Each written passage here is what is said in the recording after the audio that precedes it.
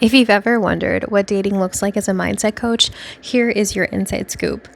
Today, I went on a date, and it had been maybe a little bit over a month since I had been on a date. And before that, it was years. So, if you're new here, I'm Bianca. I'm a mindset and manifestation coach.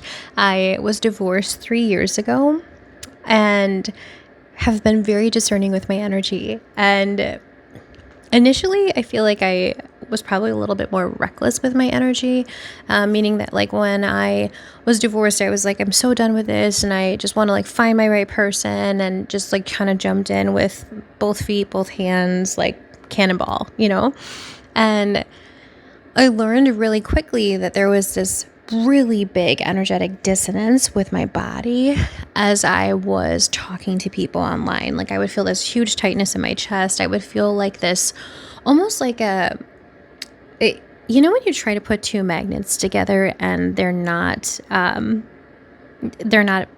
don't know what this word is. They're not magnetizing. And so you actually feel this like need to push it back because they're not meant to go together. It's like that. And well, that's because I believe we're energetic beings and that we all have these electromagnetic fields. If you know Dr. Joe Dispenza's work, then you know what I'm talking about. And that we truly are, magnets for what we believe as opposed to what we want. And so it was a really big indicator to me that I needed to take some time away and to just get really clear on what I wanted and why. And it did not involve me making lists of like my ideal perfect partner. In fact, I just saw so much content out there that was like, you just need to be so clear on like exactly what they look like, where they work, and all of this kind of stuff. And I'm like, it's a beautiful concept to do those kind of exercises, but the reality is, and I love how Dr. Joe Dispenza talks about this, is that you have to become the partner that you want. And so I asked myself, what were the qualities that I was seeking and why? And I had things on there about confidence. I had things on there about financially responsible, that they were emotionally aware and obviously emotionally intelligent, that they were someone who had a great amount of empathy and just a really strong like background in like understanding their past and what lessons came out of it to help them to grow as a stronger human. And the list goes on, right? So I come up with all of these things and I'm like, okay, so where are the things that I feel like I meet these expectations, and then the other ones where I'm not? And like, what can I work on as a person? How do I become better at this? And it's been a really beautiful journey over the past 3 years to see my evolution. And today when I was on a date, I noticed that I was really comfortable when I was talking with him. And I noticed that I was sitting back in my chair. Well, the interesting part is that I feel like there's a lot of body like language interpreters out there that will say that means you're withdrawn. And for me, it means that I'm comfortable. And that's why it's so important to know your own energy and how you ask yourself those questions, right? Like, am I leaning back because I'm withdrawn and I don't want to be a part of this conversation? Or am I leaning back because I'm actually really comfortable and I don't need to like brace myself on the edge of my seat? And yes, of course, we lean into when we're really captivated in a conversation, but it doesn't have to be that way every time, right? So I was just kind of like understanding myself like in this situation, like dropping into the present moment and like zooming out for a second and observing. And it was really, really cool. I feel like one of the things that I had seen is how I didn't have this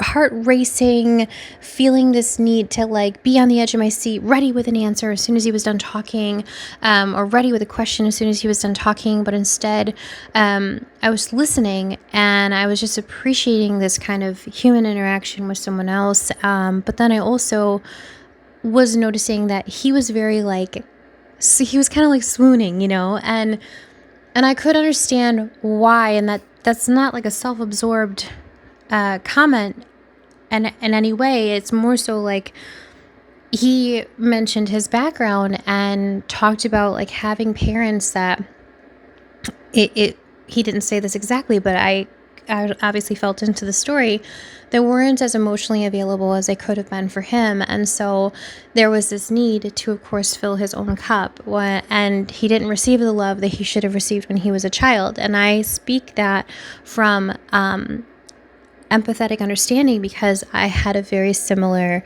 theme play out when I was a child. So I bring this up because I noticed how he wanted to give his cup, right away. And I noticed how I didn't want to give my cup right away. I was being more discerning with it. And it wasn't because I deemed him as unworthy or anything like that. It was because I know that when something is important to me, I tend to take a step back and ask myself how I am perceiving the situation. Where is my energy right now? And is this aligned with what I want? And so I was choosing to be more in the present moment as opposed to showing all of my cards because I did not feel anxious and I did not feel this sense of scarcity because once upon a time I used to, right? Once upon a time, accidentally flipped my camera around. Once upon a time, I used to feel this need to give not just one cup full of love, but 10 and be like, hey, are you thirsty? Do you need this? Do you need this? You look hungry. Can I give you this? Can I give you this? Can I give you this? Right? But it's not, this is metaphorical food and drink, right? Not actual food and drink.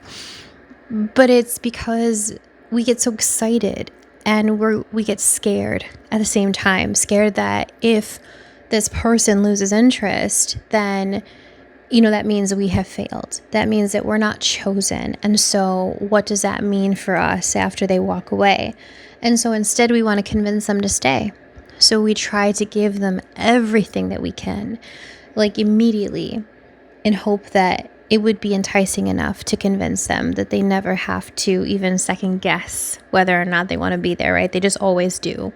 And when I saw some of the tendencies coming out on his side, it wasn't a love bombing and it wasn't so intense. There were just certain things.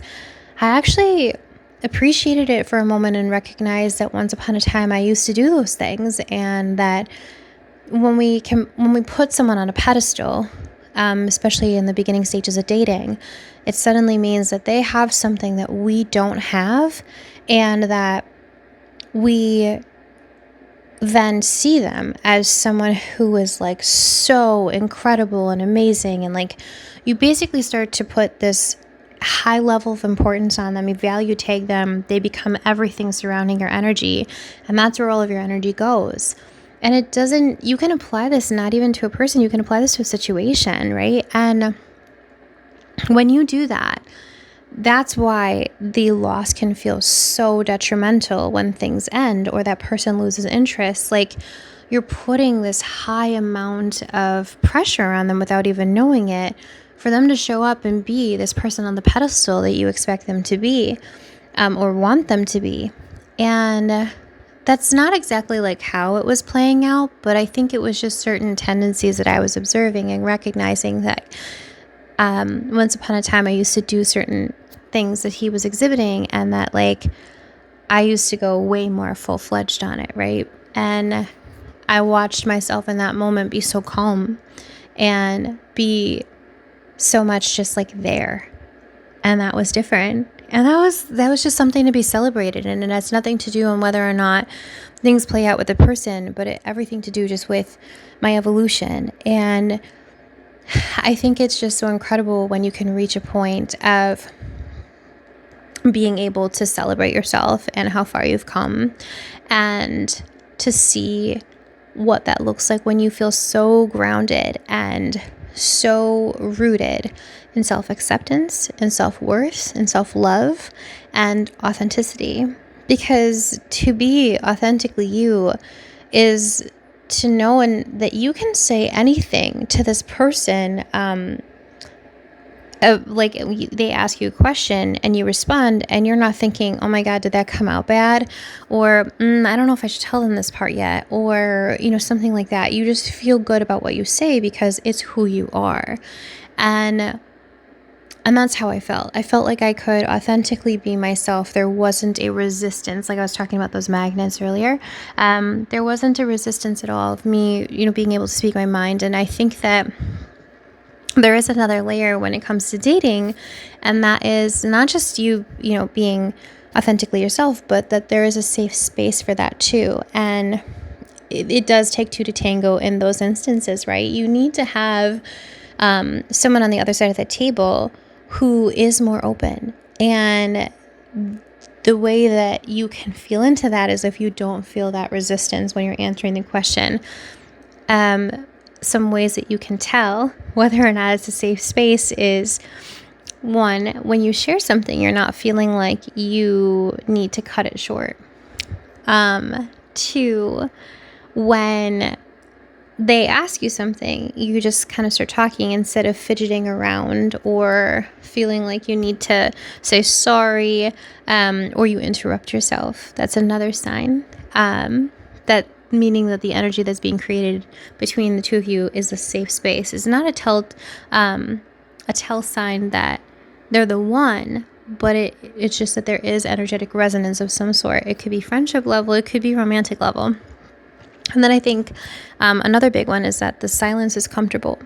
So in the moments when there is silence, you're not panicking and thinking, oh my goodness, I need to hurry and fill this with conversation. You're like, I could just kind of sit here and look around right now and be totally fine. But that's just because there is an energy that has been created where hopefully you can both do that instead. And just bask in that sweet present moment, instead of needing to fill that silence.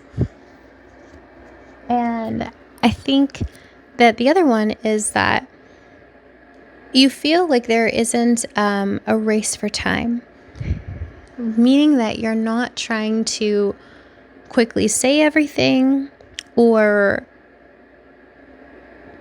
ask all of these rapid fire questions in order to hurry up and get to know them. There's just kind of we're just talking. We're two humans having conversation. And those are really healthy signs. Not just for you and that person, or not just the sign that says, hey, this person's great, but it's a sign that you've really done some great work on yourself and that you're speaking and being from a very healthy sense of you. And that's kind of incredible. I mean, that's really incredible. So what turned out as a video about, hey, these are really cool things that I observed in my own growth, has now come into, here's some signs on how you know that you are definitely doing well for yourself, with knowing that you are worthy, with knowing that you are authentically yourself and that you love yourself and you accept yourself. So those are big signs. And then also the signs that this person that you're talking with is creating a safe energy with you, where you can both do an equal give and take exchange of information and be yourselves. So I hope that that's helpful, and I'll catch you guys later. Shine on, my friends.